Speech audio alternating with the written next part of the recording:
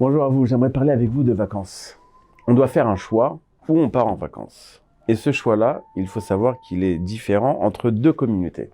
La communauté israélienne et la communauté internationale. Bien sûr, je parle du peuple juif, les juifs dans le monde entier et les juifs d'Israël. Quand on va n'importe où dans le monde, on va rencontrer une tonne d'Israéliens, un paquet d'Israéliens, qui sont là pour le business, qui sont là pour les affaires, qui sont là pour du tourisme. En Israël aussi, on rencontre plein de touristes du monde entier. Donc la question, c'est de savoir, est-ce que ceux qui habitent en dehors d'Israël auraient un intérêt de passer leurs vacances en Israël, pas seulement au niveau technique de la cache-route, ou des possibilités d'avoir des piscines et des plages séparées et autres, des restaurants cachers, mais est-ce qu'ils font une mitzvah à part ça, pas seulement aussi par le fait qu'ils investissent, qu'ils injectent de l'argent frais dans l'économie israélienne, mais est-ce qu'il y a une mitzvah de venir en Israël? Première question. Deuxième question, est-ce que ceux qui habitent en Israël ont le droit de quitter la terre d'Israël pour aller passer des vacances à Rome, par exemple? La Gemara est très claire dessus. La Gemara nous dit qu'il est interdit de quitter Israël pour faire du tourisme.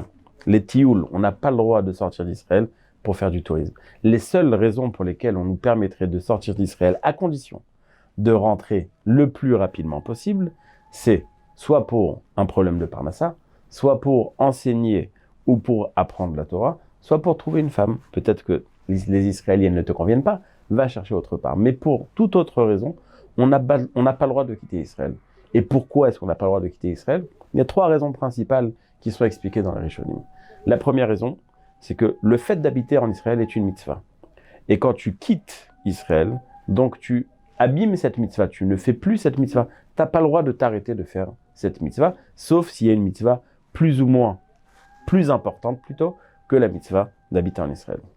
La seconde raison qui est ramenée, c'est que, sachant que quand tu es en Israël, tu as plein de mitzvot qui sont spécifiques à Israël, et ça, il faut le savoir, que quand on vient en Israël, on ne peut pas acheter, par exemple, des fruits ou des légumes n'importe où.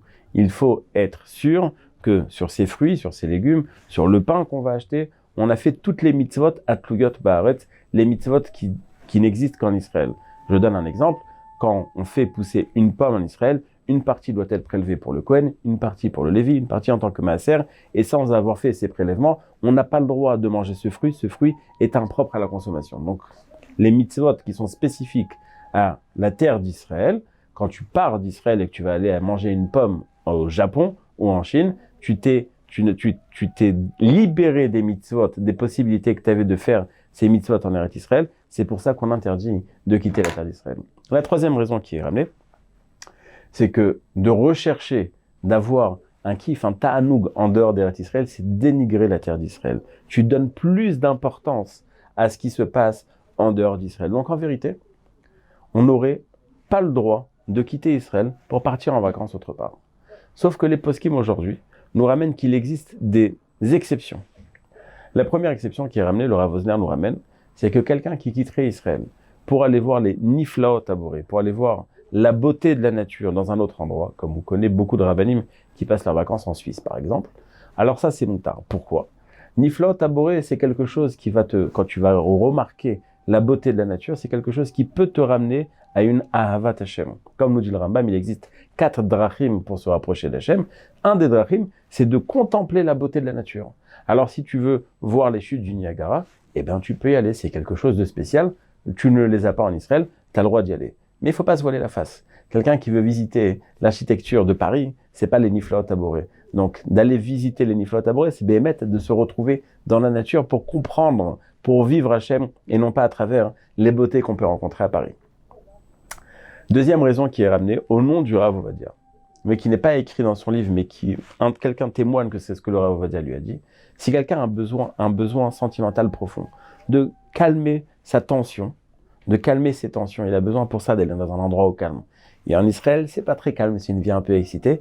Il aurait le droit de quitter Israël pour ça. C'est un besoin médical. Et pour quelque chose qui est médical, on a le droit de quitter Israël. Quelqu'un qui ressent Atkedekar, qu'il en peut plus et qu'il a besoin de voir autre chose, a le droit de quitter Israël. Mais sans ces deux raisons-là, on n'a pas le droit de quitter Israël. Maintenant, faut pas se mentir.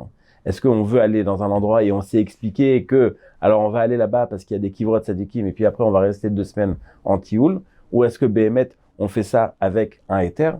Je vous conseille de bien réfléchir Pourquoi est-ce que vous cherchez à faire des vacances en dehors d'Israël? Ça, c'est pour ceux qui partent d'Israël vers Chutz La'aretz.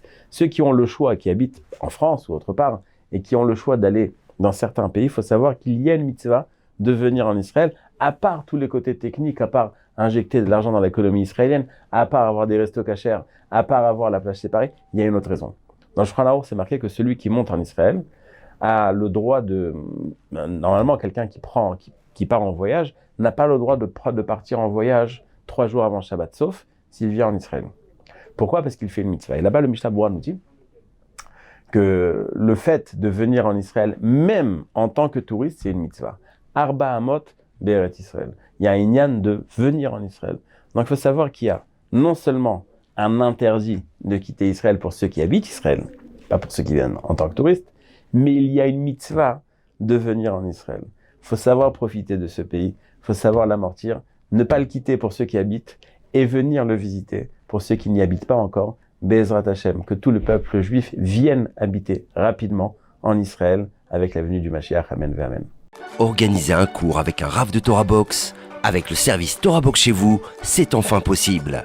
Paris, Lyon, Tel Aviv, Madrid, Bruxelles, Montréal, Casablanca.